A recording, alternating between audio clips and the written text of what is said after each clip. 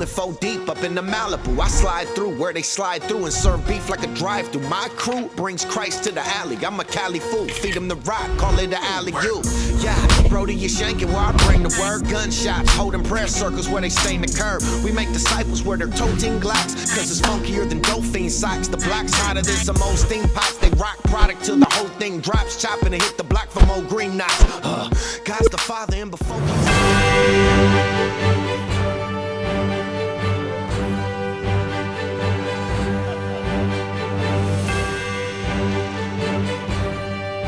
the President-elect of the United States of America, Donald Trump.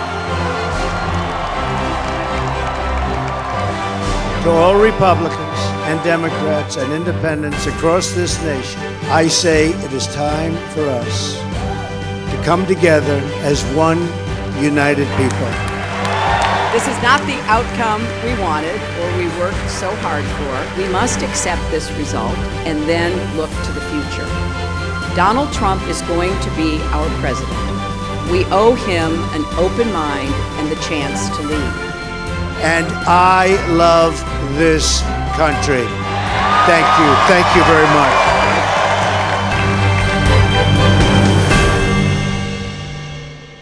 And welcome everybody to another edition of the Brody File.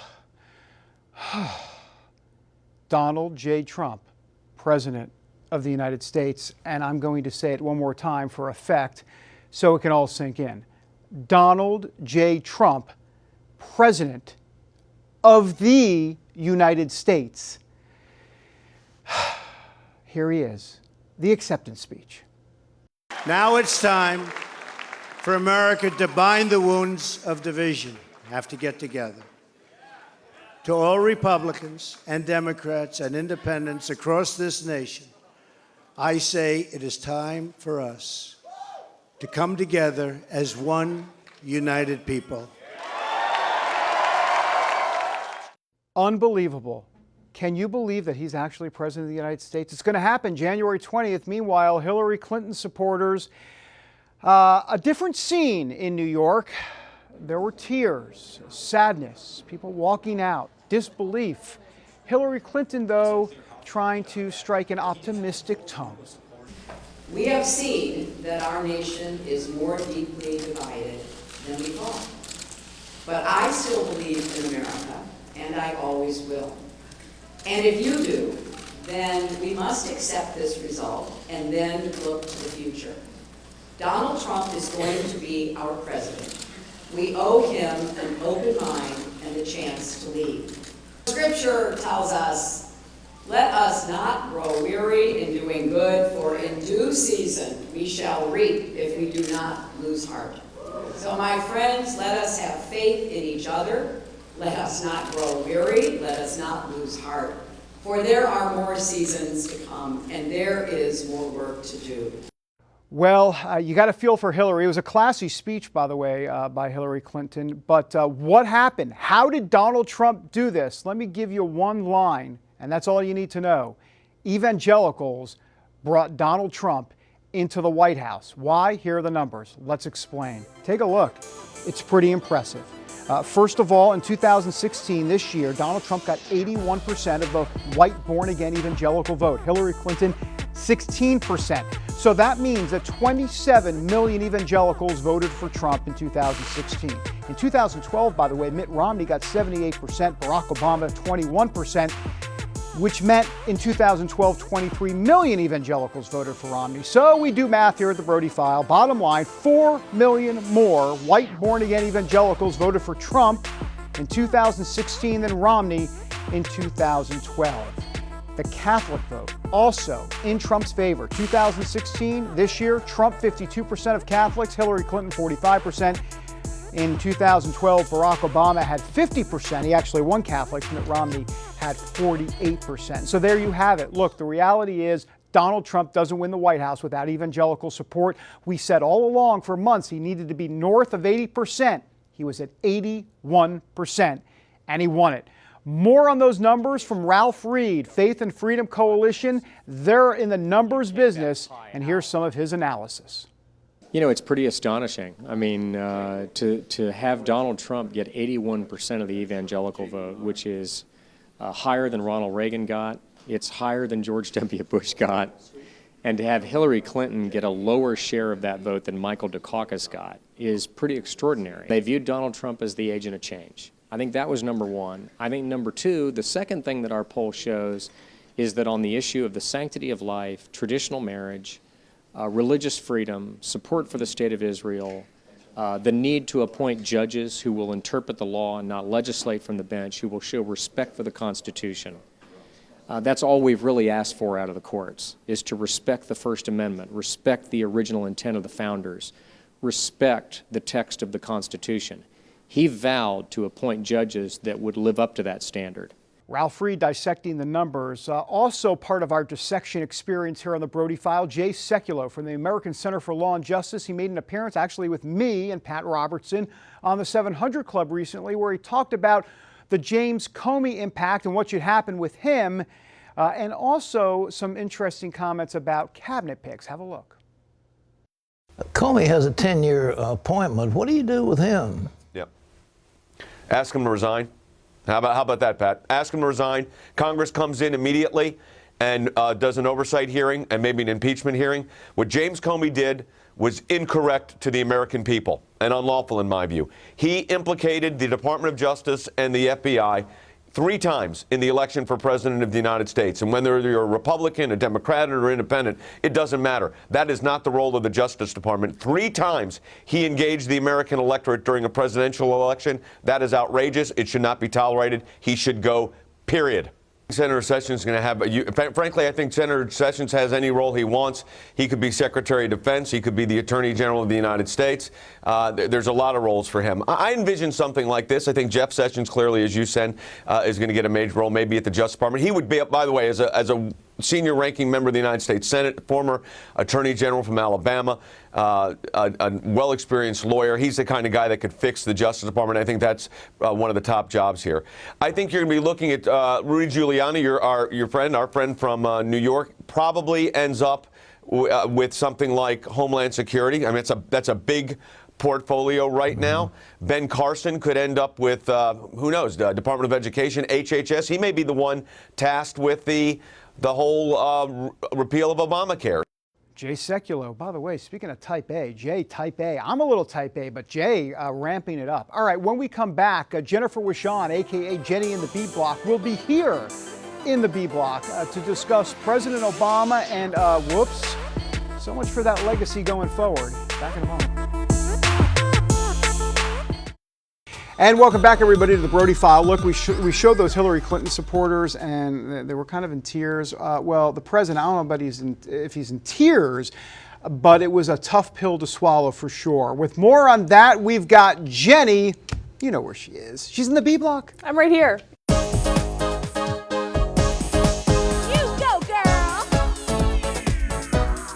And Jennifer Wishon. Jenny or Jennifer? What would you like? I'm in the B Block. Let's just stick with Jenny. That sounds good. I like how you're dancing and then all of a sudden you're here, which is impressive. You go, girl. Yeah. Well, thank you. I think President Obama. What was your sense of how he came out and kind of handled this? This is a tough pill. Yeah, it was an incredibly tough pill for him to swallow. The toughest of his life. But you know, President Obama is still a leader of our nation, and this was one of the most important speeches that he'll probably make this year. The statement that he made coming out of this historic election, not the kind of history he was hoping to make, but I think he really set a positive tone. He said, look, you know, when I came to office, I didn't agree with George W. Bush. George W. Bush certainly didn't agree with me, but he made sure that there was a seamless transition, and that's what I intend to do for Trump. The president said something, I tweeted it, which I thought was kind of brilliant. He said, democracy is hard and sometimes contentious and noisy, and it's not always inspiring. And I thought that really summed up in a very nice way kind of what we've been through on both sides of the aisle. And so I also tweeted, can I get an amen? And, of course you did. Yes. Of course you did. Let's talk about Obama's legacy here. I mean, look, I think his legacy to a degree is cemented in the sense that, you know, the first African-American president, but this was really a chance to take it to kind of that next level. What was your sense? I mean, this has got to be once again, rough for him. Of course. Well, President Obama made it clear that a Donald Trump presidency will be an insult to his legacy. His legacy has been insulted. He's basically said that? He said that. He said that on the trail, stumping for Clinton, making the case to black voters. So, look, the brakes have been put on all of his policies. I mean, you look at Obamacare. Trump ran on doing away with his signature domestic policy. Trump ran on basically doing away with the Obama foreign policy doctrine that really has been radically different from what we've seen from other presidents in recent history. So, the brakes have been slammed, and voters kind of punched the gas on course correction, if you will. And so, you're right. The president, his legacy is cemented because it is historic in its own right. But yeah. Right. To be continued. Speaking about to be continued, we have about 30 seconds or so for your answer. So if you could keep it to 30 seconds or less, Jenny. But of course, I'll have a 45-second question, which is what else is new. But my question simply is, I wonder what it's going to look like, this Trump, when I say Trump administration, I mean, you cover the Obama White House. It's going to be probably pretty interesting to cover a Trump White House. That is going to be like, that's going to be a carnival over there. It's going to be a carnival. And the Obama administration is so careful about information leaks, and they're so have so much control. Well, you have Donald Trump, who, I mean, is he going to be in the Oval Office tweeting? Is he going to be in the residence tweeting, in the middle of the night? So it's going to be fascinating, especially to see how he interacts with the press. I am looking forward to that. Me too. Jenny, thanks so much. Thank you. Appreciate it. All right, keep on dancing, by the way. All right, when we come back, not Jennifer, or not Jenny, but it's Jenna. There's a lot of stuff going on with the J and the whole... It's a good name. Yeah, the B&B segment, which is, so clever. B&B, get it? All right, anyhow, more of that. She's here, Jenna, in a minute. And welcome back, everybody, to the Brody File. All right, time now for my favorite segment. On this segment, I love this segment. Why? Because I get paid more. It's time for B&B. And so here we are, B&B. Hello, B. Hello, B. Good to see you. How are you? Good. I feel very small. That's what you were saying. Why? Well, look, I mean... You feel short. Look at you. Look how tall you are. Well, you gotta sit up straight. Sit up straight. Oh, sorry. Okay, see, there you go. That's better, right? Like my mother. Thank you. Sit up straight. All right, talk to me about this election. So, the media. Give me a break. I mean, what was your take on the media? I think the media overall really missed the boat on this one. Yeah. Going into it, a lot of pundits, a lot of experts were saying he had about a 1 in 3 chance, Donald Trump. Turns out he won this thing hands down, fair and square. A lot of them didn't see this coming. And you know what I think it is that I think there were the indicators. There were certain polls, there were the numbers, but I think, I don't know, I think it points to maybe the large mainstream media being kind of out of touch with middle America. Yeah, I agree. I mean, I think that they go in their latte-sipping corridors, D.C., New York, and you've been on that Amtrak train, that whole New York, D.C. thing. Yeah, and I just think it becomes an echo chamber, and they just start talking and all of that. I wonder where we go from here. I mean, it'd be interesting to see what Trump does. I mean, it seems like he has a mandate. I mean, it seems like but he's got a, I wonder what Donald Trump we're going to see as president. I'm just curious about that. I don't know. Well, I hope it's something like we saw last night in his speech, his acceptance speech. He's getting raving, great marks on that speech, and it was pretty unifying. It was pretty humble. He thanked everybody who had helped him get to that point. He thanked all of his family, and he talked about coming together. Whether you like him or not, whether you voted for him or not, he talked about coming together. Also, he was very gracious toward Hillary Clinton. She apparently called him before he went on stage to accept the presidency, and apparently they had a very good conversation. She was very congratulatory, and he said that he told her that she ran a tough race, and hopefully that's kind of what we can expect in the months ahead. My sense is that Trump likes to surprise people. Just when you think you haven't figured it out, and then he kind of throws you a curveball. And so it wouldn't surprise me to see like more of a presidential Trump. Like, in other words, I'm not saying he's going to be your typical president, but I do think we'll see a little bit more of a subdued Donald Trump as president. I'm just curious to see what that's going to be like. I have no idea. Well, he won't be in fighting mode anymore. He was that up is such a good point. He was up against 16 other candidates in the primary, and then he was up against Hillary Clinton. I mean, this was fierce. To get to this point, to win the presidency, there was a lot of mud being slung, and now he's got it. And so I think he can kind of be himself more and be the man, be the president that he wants to be, because he's not fighting for it. That is extremely interesting. Such a good point that I didn't even think about it, which is rare because I normally This guy's got all of the... You've got all the wheels turning up there. Oh, I got wheels turning. Yeah. I got wheels turning. So, you know, I don't know. We're going to have to go around D.C. and, you know, maybe we'll go to the West Wing. We'll go some places. Should we do that? I think it'd be great. I think the B&B audience, the Brody File B&B audience would follow along. Oh, I think so, for sure. So if we go to the West Wing, you know, I guess we'll just, I don't know, we could have a picnic lunch. Do you think Donald Trump would join us? I think he would. Wouldn't that be wonderful? Maybe he won't. Maybe Kellyanne Conway. Oh, yeah. Kellyanne, Donnie, and Are you we setting the bar a little high here? Oh, Lord. Because see, now he's president. I know he is. I'm told I have to wrap, by the way. Did you know that? All right, we got to wrap. All right. Sorry, but it's been a pleasure. Been a pleasure. Yeah, now it's going to be, it's. By the way, this is my show, so. All right, you take the reins. Thank you so much, but it's been a pleasure. Thanks, again. B. All right, see ya. Back in a moment. And welcome back, everybody, to the Brody File. Look, now that we're past the election, time to move into the detox portion of the program, if you will. We all need to take a deep breath, get some counseling. Racial reconciliation, a huge issue in this country. Amber C. Strong spoke to Bishop Nunes. He's an activist, especially as it relates to the Hispanic community and what can be done along those racial reconciliation lines. Amber has more in this interview. So we are joined today on this very historic week here in the United States with Bishop Nunes of the Multicultural Prayer Movement. Bishop Nunes, thank you so much for being on the show today. Thank you for having me. Wow, I mean, what an historic evening. What were your thoughts as the results started to roll in on Tuesday night? Well, we've been praying nonstop because this was such an important election, not because of the rhetoric, not because of what he did or her position, but because Supreme Court justices are going to be selected and the future of our nation. The number of Hispanics that supported Donald Trump, I think some of the exit polls have it at 29%. Yes. 29% despite what some viewed as very disparaging remarks about illegal immigrants being rapists or being drug dealers. Mm-hmm. Does that surprise you that so many Hispanics backed Donald Trump? I mean, that was more than Romney. Yeah, but again, many of those Hispanics are also evangelicals.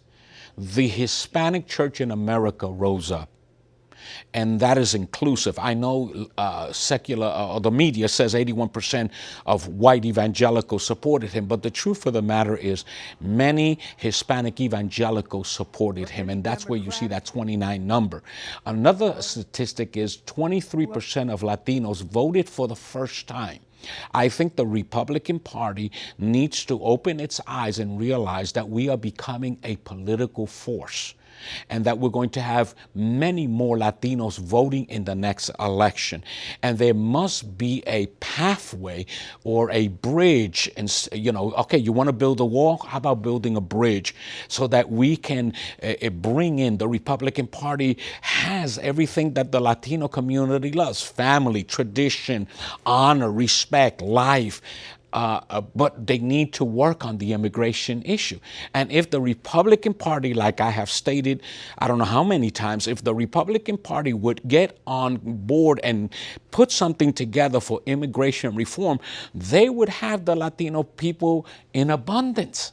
Changing gears a little bit, this morning, or the morning after the election, I woke up and I saw my Facebook timeline.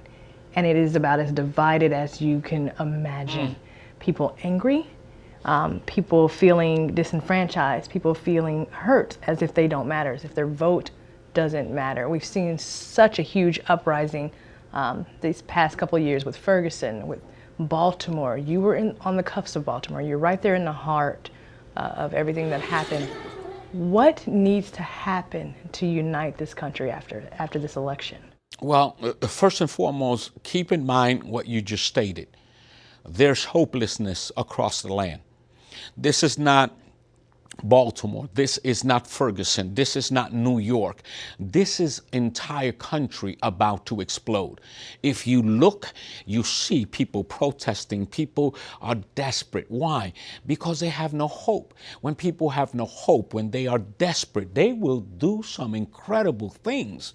And so this is what we've had. Now, I believe personally that the answer to their hopelessness relies on the lap of the church. Government can't give you hope. Programs can't save you. The only one that can save you is Jesus Christ. The only one that can heal a wounded heart, a broken heart, is Jesus Christ. Wow, wow, wow. You talk about this in your new book. In the last minute we have, The Multicultural Prayer Army. Tell me about the book, why you decided to write it, and why believers need to pick up a copy and definitely read it. You need to pick up a copy, simply put, because there is a lack of unity in the body of Christ, number one. If there is disunity, if there is sin among us, how can we then complain and protest against the politicians if there's sin in the house of God? We need to remove the sin. We need to come together. Blacks are praying, whites are praying, Hispanics are praying, Asians are praying, but we're not praying together. Everybody's doing their thing. We need to stop building our kingdom, and we need to come together. The book is a pathway. It's a revelation. It's an input. It shares my heart and what God taught us to do.